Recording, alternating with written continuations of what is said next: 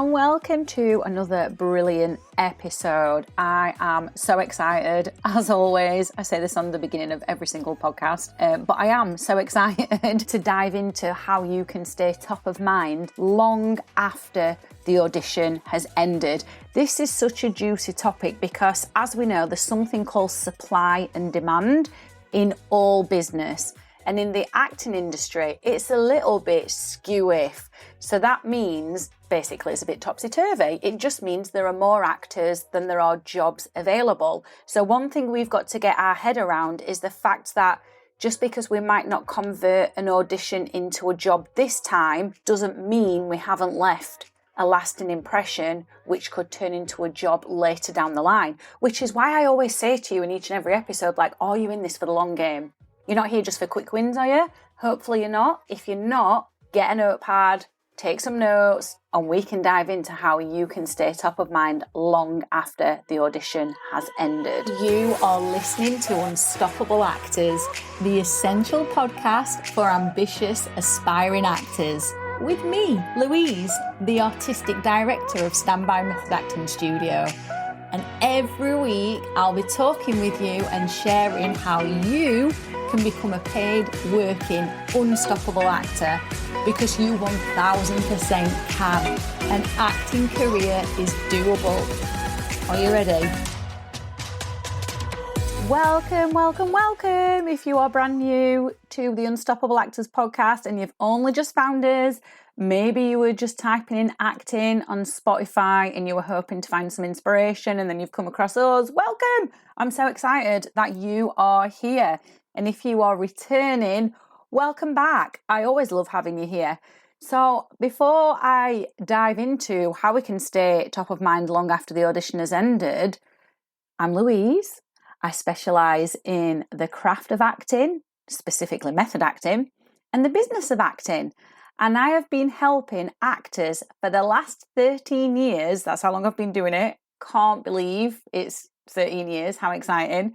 But I've been helping them go from unknown actors with blank CVs, not a clue what they're doing, to getting cast in Netflix dramas, TV soaps, Amazon Prime films, stage plays all around the world, and getting signed by some incredible agents who have been able to open even more doors for them. And so I am excited to be able to help you in today's episode. Now, before we get started with it, I just want to say recently we've had a massive flurry of people who have been listening to the podcast requesting to join our Unstoppable Actors group, and I love having you in there. So if you haven't already joined the Unstoppable Actors Facebook group, please do come and join. It's so nice to see who listens to the podcast, and it's also really nice to be able to take what I teach in the podcast further in the group and help you build up your relationships and networks and a community around you so you don't feel isolated and alone on this journey. Because I know so many of you pursuing an acting career, you're the first people in your family doing this, just like I was. And sometimes it's like, oh my God, I just need other people around me who get it. And the Unstoppable Actors community on Facebook is the place to be. So thank you to all of you who have come and joined. So excited to have you in there. And for those of you who haven't joined, please do. I would love to see you in there. And I just want to give a big shout out to David Ezekiel. He recently joined the Unstoppable Actors Facebook group and he said, thank you so much, Miss Louise. I came across your podcast and I so much loved the way you spoke about the craft and business of acting. And I just couldn't help but fall in love with acting all over again. I guess that's one of the beauties of our profession. We get to fall in love over and over again. I've been immersed in your podcast for a while now, and every time I listen, I feel great knowing that I'm investing time in my craft. Thank you for such a platform. You are so welcome, David, and it is so good to have you in our community.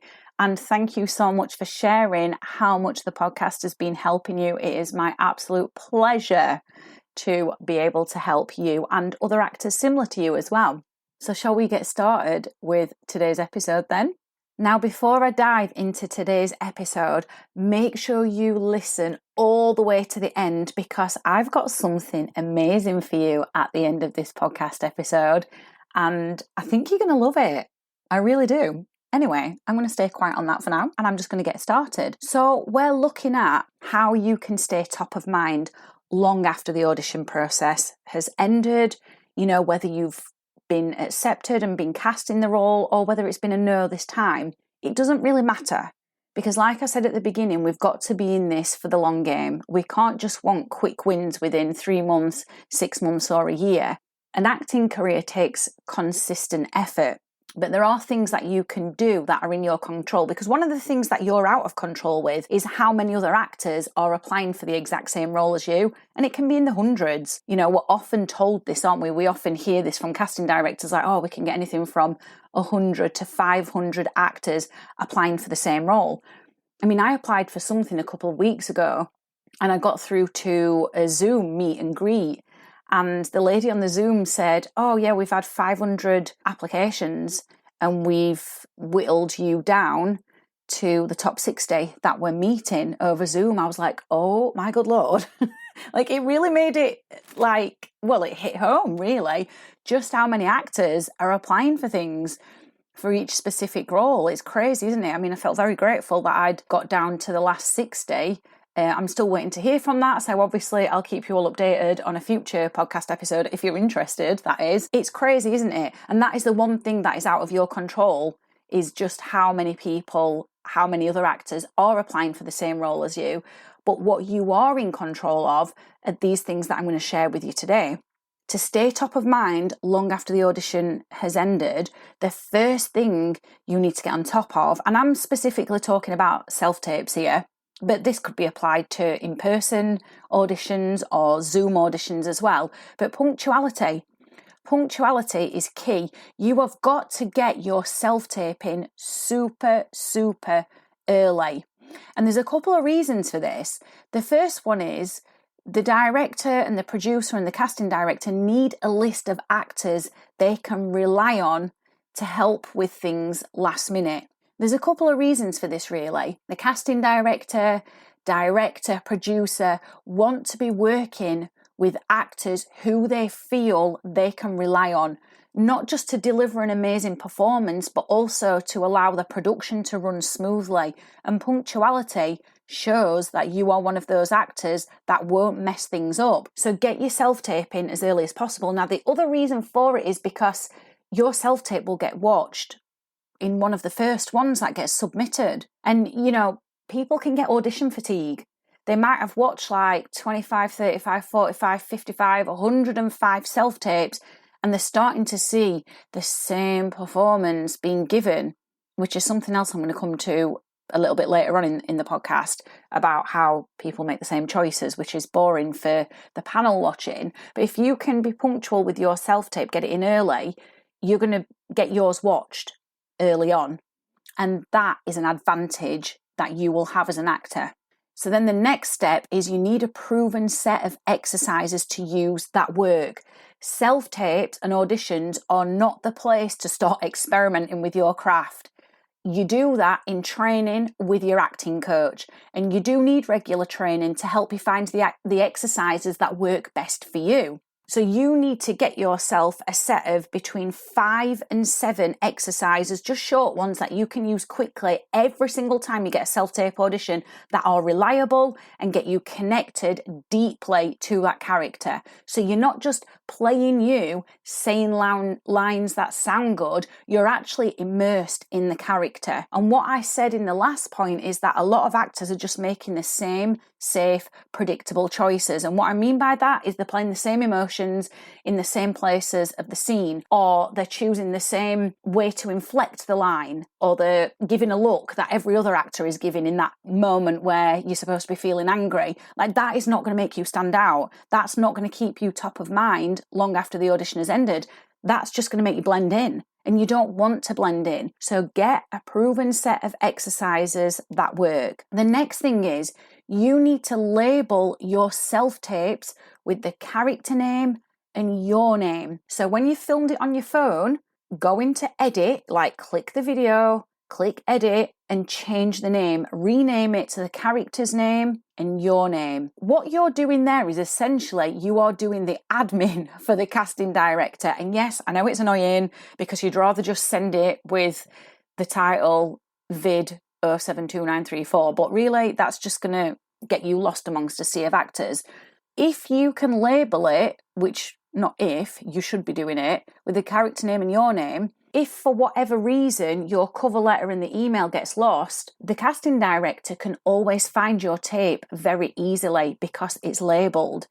You do not want to be relying on the casting director to do that because that's giving them extra work and they want an easy, breezy casting process. Make it easy for them. Save them a job, save them time. This will get you remembered long after that audition has ended. And it's just these tiny little tweaks that will build you a brilliant reputation. The next thing you need to do is pop a slate on the beginning of your self-tape.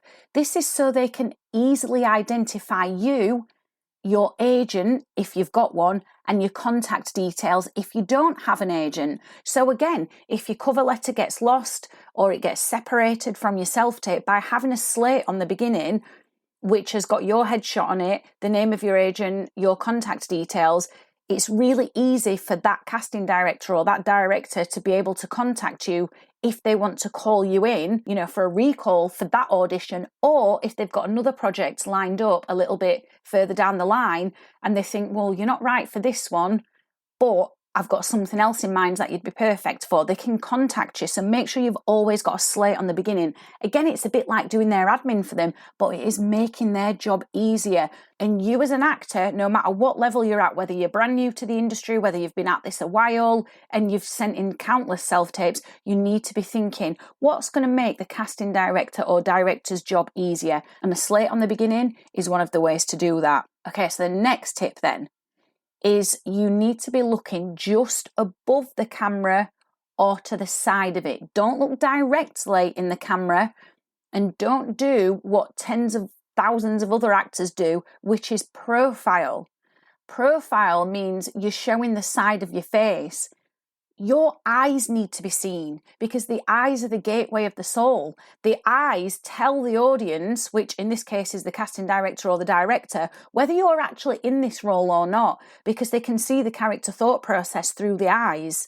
They can see that you're really in it because the emotions are expressed through the eyes as well. So make sure you're looking just above the camera or just to the side of the camera and don't keep looking down or profiling because then we completely lose the performance and that will not get you remembered. Okay, next tip then. Add in any sound effects if it's relevant to the scene. Now, if it's not relevant to the scene, don't worry, don't add anything in. But for example, if there's a knock on the door and you're supposed to be responding to that and reacting to that, go and find a sound effect and add it in. Or record yourself on an audio file knocking on a door and then add it in the editing process after. These sound effects are not going to be needed for all self-tapes, but adding in little extras like this show that you are willing to go the extra mile and it can help you stand out. Even if you don't get cast this time round, what it shows is that you care about your work. It shows that you go above and beyond. It shows that you've got a very good work ethic. So doing things like this will really help you to stand out and be remembered long after the casting has closed. The next tip is to relax.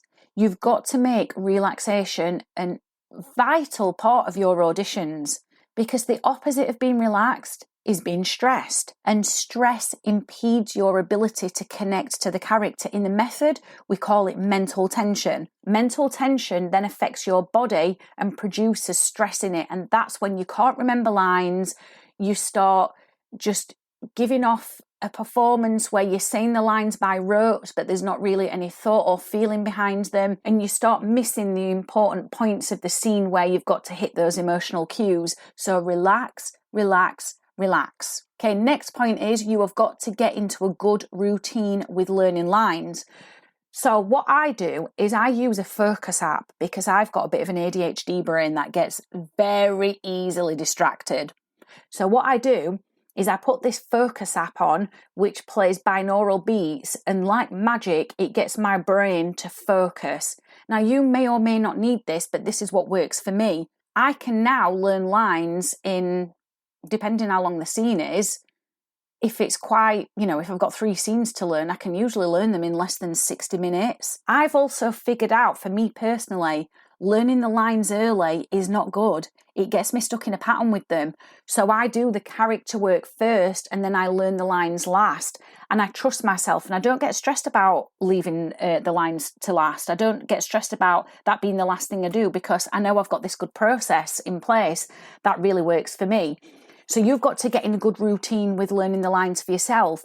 But one way you're not going to get stuck in patterns where you're inflecting up on the same word every single time, or you're hitting the same word with the same amount of energy. You've got to get into a good routine so you learn the lines in a way where you say them as if it's the first time they've ever been said. So maybe take what I've given you with my routine and test it out and see if that works for you. Or find another routine with learning lines, but just get in a good routine with it.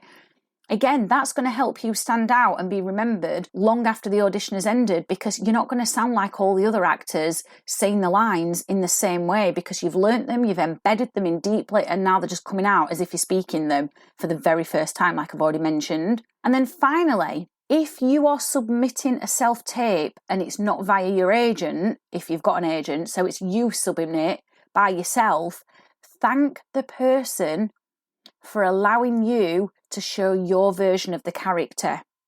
You've got to have an attitude of gratitude in this industry.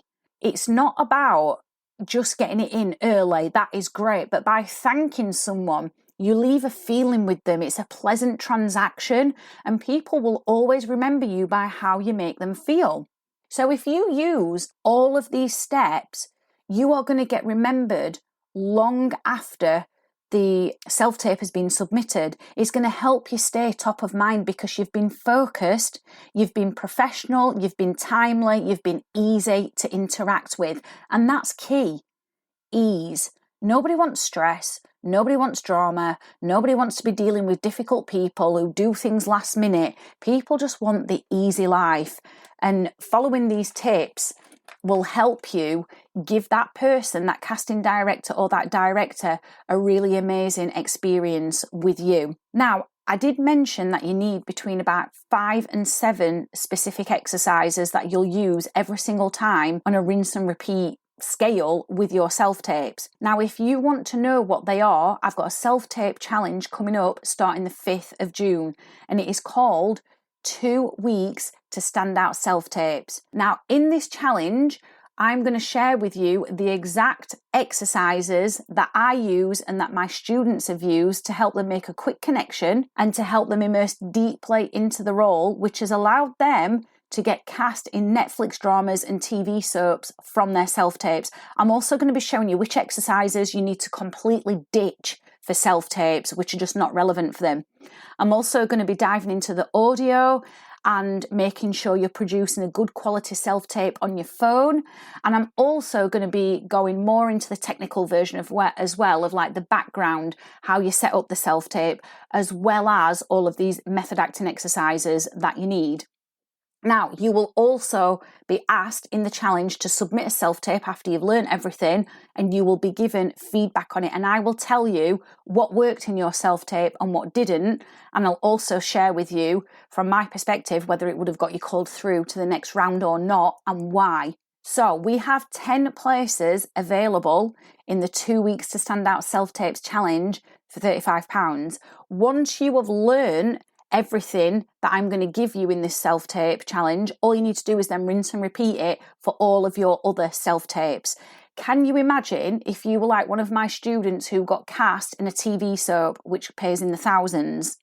That £35 is just a drop in the ocean compared to the thousands that you can get in return for things that I'm going to teach you. And even if you don't get cast straight away, you will be producing much better self-tapes and you will be staying the top of the pile in the casting directors and directors list of actors who they can trust, who they feel are reliable, and who they are more likely to call back through into another casting for something else. So if you want to be part of that and you want to be one of the first 10 actors who gets that discounted place for £35, click the link underneath this description and fill in the form, make your payment, and then you are in the self-tape challenge. I will be letting you into the Facebook group, which has got the script in there, the audition script already waiting for you. I'll be letting you in on the 4th of June, Sunday the 4th of June. So come and come and join it.